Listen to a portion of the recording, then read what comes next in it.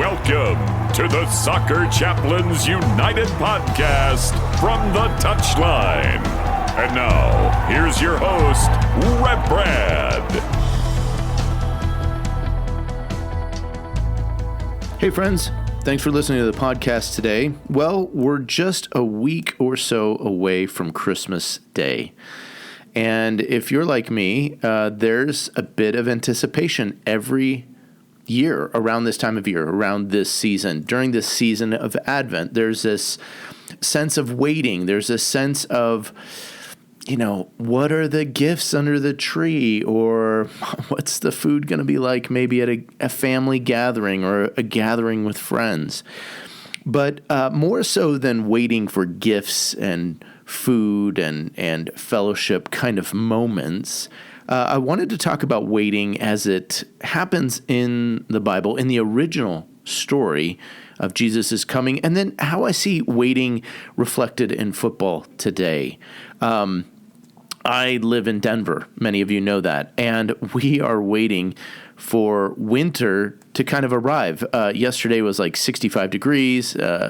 Today is around 60 degrees. So it doesn't feel quite like Christmas yet. It doesn't feel like December. And so there's a sense of we wait on many different levels. We wait for different things. We wait for maybe our college kids to get home. That's in my case. We wait maybe for news, an announcement. Some of you know that my daughter recently got engaged, and so we're kind of waiting for details about the day, the date, the time, the place. We've been waiting for this young man to even just ask permission to marry, and then for sort of that next step, the engagement period. There's all sorts of waiting that we've been involved in and that we're involved in our lives. I think sometimes we wait. We wait to see how the financial markets will do. We wait to see if we'll get the job raise or promotion or what amount it might be, that bonus that we might get around this time of year. And it happens too in football, in soccer, that many times the people that I work with and that I serve are waiting for something as well. With my own team, the Colorado Rapids, we've been waiting for news of the new head coach hire that the team is going to make. Several of the athletes are waiting news about a contract for next year, a new team perhaps if they've not been renewed or they've been told, hey, look, we don't need you on our team for next year. We wait too in times when we have an injury or we're in a recovery mode. We're waiting maybe for that next moment that we can work out or exercise or build our strength back up. We wait for the doctor appointment, the scan, to tell us how bad or severe an injury or setback may be. We wait for other things as well. Maybe we're waiting for a family member that is supposed to arrive into town, or maybe they're waiting for us to come around this time of year and celebrate with them. There's a lot of waiting that goes on. But I think, my friends, that we can learn some good lessons of waiting, and we can find this in the gospel story as we read the story of Jesus' arrival, because many times what we don't realize is that the season of Advent, and for us as Christian people, we're in this perpetual state of waiting. And I just want to encourage you that perhaps the first few chapters of Luke, the Gospel of Luke this year, if you find yourself in this waiting time period and season, you might find that the first few chapters of Luke are really helpful for waiting. And what I want to do today is I want to go through the first two chapters and just kind of point out and highlight some different moments of waiting, and maybe you'll resonate with one of these people, one of these persons. And maybe for you, you could just make it a little bit of a seasonal study to say, let me put myself into their shoes for a moment, and maybe I can learn from them in what it looks like to wait. So when we first encounter Luke's gospel, he sets out a little bit of a introduction to his friend and says, Theophilus, hey, look, a lot of people have written or talked about an account, and I thought it would be good for me too. Luke was a physician. He was a skilled, educated person. And so he did the work to sort of investigate and research and find out what happened in the beginning story of Jesus' life. And so he wrote all these sorts of details and was able to collect this sort of information and put it all together. And the first people that we find are waiting. We really find the two individuals of Elizabeth and Zechariah. Now, Elizabeth was barren. She hadn't been able to have children as long as she and her husband were married. She was a descendant of Aaron, so she was part of the priestly sort of family. And Zechariah as well was serving as a priest. And so as we encounter them, we find that Elizabeth, her waiting is much to do about her waiting for a child, the hope of having perhaps a son or daughter, but she hadn't had either. And in those days, it was sort of a disgraceful thing not to be able to have children. And it was almost like, hey, what's wrong with you? Like, is God upset with you? Have you sinned? Has God cursed you? You're not able to have children? Because this was a deep, deep desire for women of that time. And so we find Elizabeth waiting, and we find her. It describes Elizabeth and Zechariah. Both of them were upright in the sight of God. Now, that's from God's perspective. We understand who they are and how they are, but maybe some others were wondering, what's wrong with them? They had no children, and they were both older. So the story goes that Zechariah goes into the temple, he serves, and an angel appears to him and essentially says, you're going to have a child. And Zechariah says, how's this going to happen? I'm old and my wife's old too.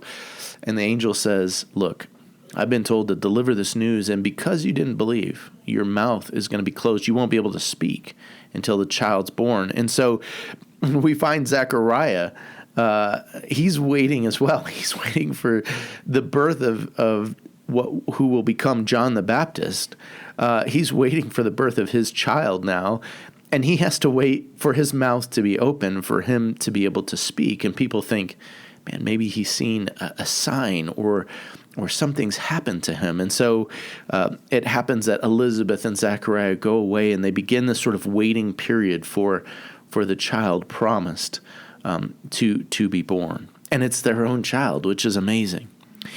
Next we see this encounter that Mary has with an angel. And again, I'm going very quickly through these things because I think, one, you can read this for yourself and sit with it longer. I don't have time in a podcast to go into all of this. But again, maybe part of the story might resonate with you, and you might say, you know what, let me learn more about this person and the waiting that they went through. But the next person we see is Mary. And Mary is told too, in an encounter with an angel, you are with child.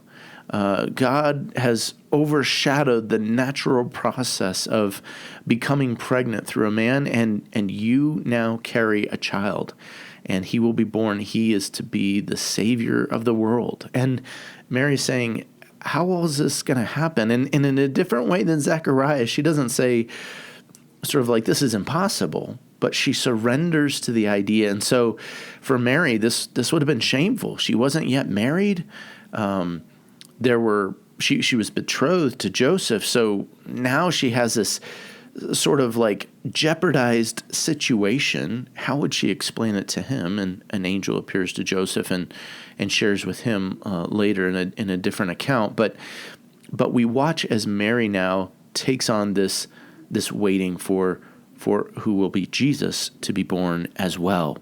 I mentioned Joseph is waiting as well. Joseph waiting, he's been sort of preparing for this betrothal to Mary, but now this new news comes. And again, he had every right to separate from Mary, to divorce, to not believe what was told to him by the angel, that Mary was pregnant, and not through another man, not through another person. So Joseph had this waiting work to do as well. What I love, though, one of the first lessons I want to point out is that Mary goes and visits Elizabeth and spends time with her. Elizabeth is waiting for her baby to be born. Mary's just discovered this news. She goes to be with Elizabeth as well. And so, I think one of the first things that's helpful for us as people to understand is, can we wait together? Can we wait together? Mary and Elizabeth stay together for about 3 months. I don't know, does Mary stay until Elizabeth's baby is born? Does she leave just before that time? But they wait together. They wait in the sort of pregnant moment. They wait together, and they have to suffer, probably, I imagine, a little bit. They have to endure the process of pregnancy. But there's a great joy in spending that time together and probably recounting and reflecting on the promises of God, the faithfulness of God in different moments when they feel discouraged or low, in the aloneness of their unique situations. They don't just wait in isolation, they wait together.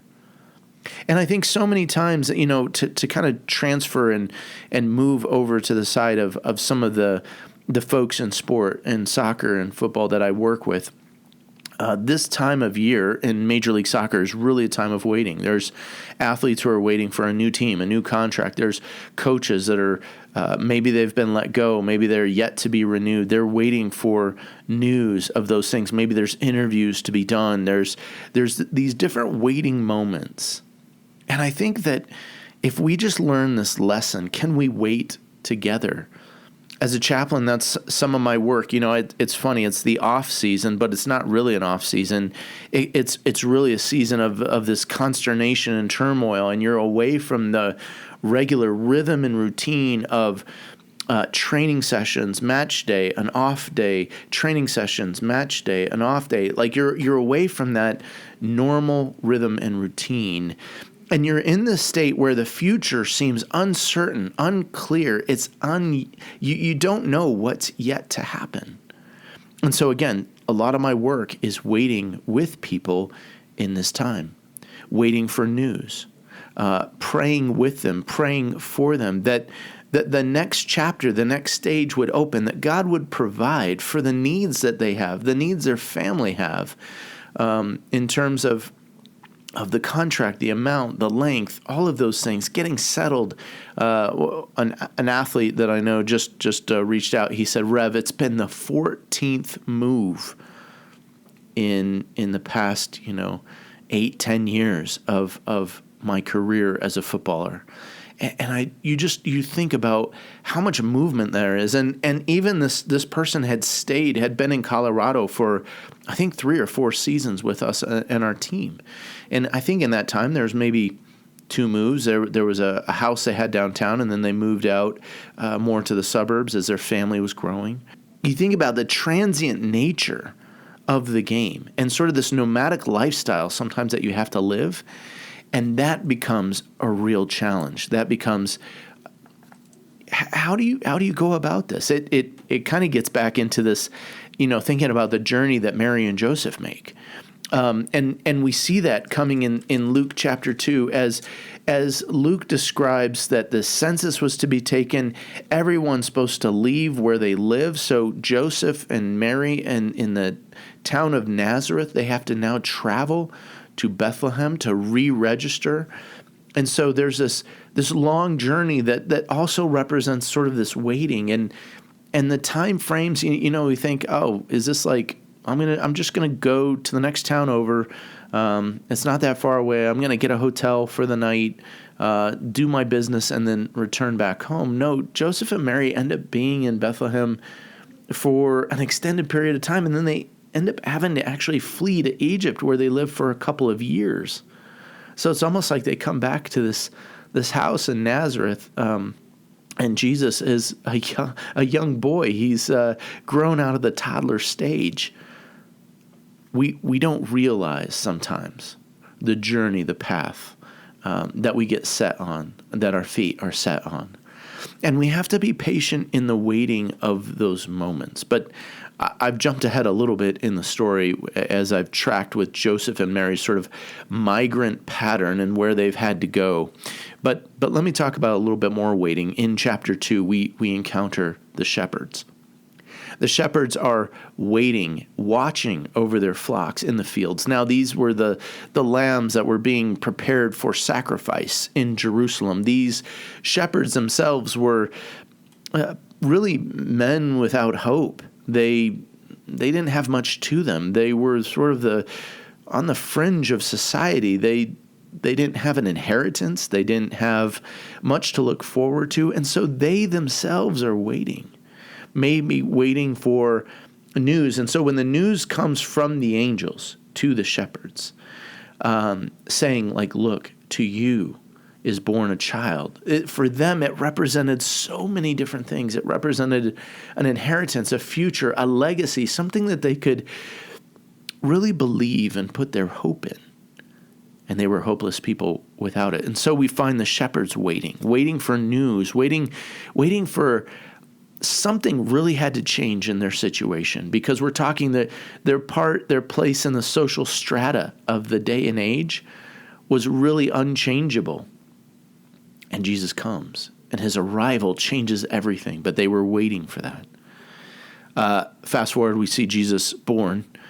So the waiting moment, the arrival of Jesus comes. Mary, Joseph, the others that are gathered, that are witness to this moment. Then a few days later, Jewish tradition was that you take your firstborn son and you circumcise and dedicate him to the Lord. So they take him to the temple. They take Jesus to do this. And in the temple, we find a couple other people that are waiting. The first is a man named Simeon. Now, I used to think Simeon was some sort of clergy member, like a teacher, but all we know is that he's a devout man. He's righteous. And it says in the text that he was waiting for the consolation of Israel. And so he was waiting for this moment in which he himself could see Jesus, or see somehow a way for Israel to arise out of its own moment of oppression. Israel was occupied by Rome, and Rome was rough and difficult, and they had this way of integrating and assimilating different societies and groups, and the Jewish people really resisted that assimilation because they held to their own beliefs and their trust in God, their religiousness. They held to that so deeply. And Simeon is wondering, how are all these things going to happen in a moment of oppression and difficulty? When will peace come? He was waiting for these things. And so we learn that he's moved by the Spirit, and he gets to hold and see the child, the Christ child. And he gives a blessing. He gives words to Mary and Joseph. There's a prophetic moment that comes over him. And he then says, like, Lord, I have seen salvation. I can now be released. What is that release? Was it a physical thing now? Like, hey, I can go die, live out my days because I have seen the hope and salvation of Israel. Was it a release spiritually, emotionally? Maybe there was something that just held him, captivated him for so many moments and years of his life that he was praying for this deliverance, and now he had seen it. Simeon is a wonderful, wonderful person, because we see in Simeon, I think, a plainness to a person just waiting and being faithful, being consistent. Can we do those things ourselves? Can we be like Simeon? Another example is the woman Anna. Anna, there's a special place in my heart for Anna, because we learn that she lived with her husband for about 7 years, and then he died, and she becomes a widow. And here she is at an elderly age. The Bible says 84 years old as a widow.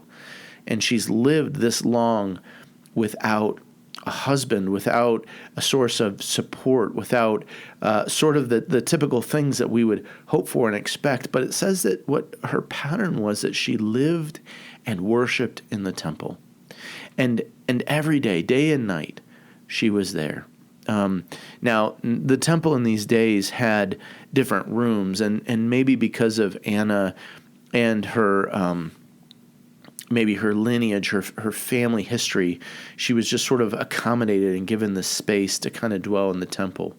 But we see sort of this faithfulness, and in a moment, she comes up and gives thanks to God for the Christ child, and she understands something.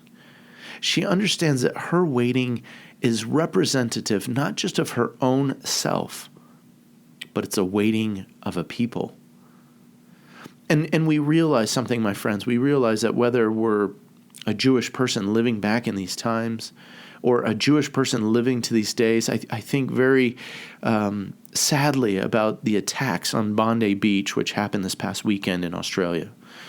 The attacks of a Jewish community and the killings that happened. There is a people waiting for change, waiting for something different. We too, as Christian people, we are waiting for the next arrival of Christ, not as a baby and as a child, but as a conquering king. And as we wait in that moment, we gather together with Anna in this moment too, because she is representative of waiting like a people wait. And we wait. We wait for redemption. We wait for salvation. We wait for things to change. You know, many of the people that I serve in working in professional soccer, there's a lot that goes on. There's a lot of shenanigans. There's a lot of corruption.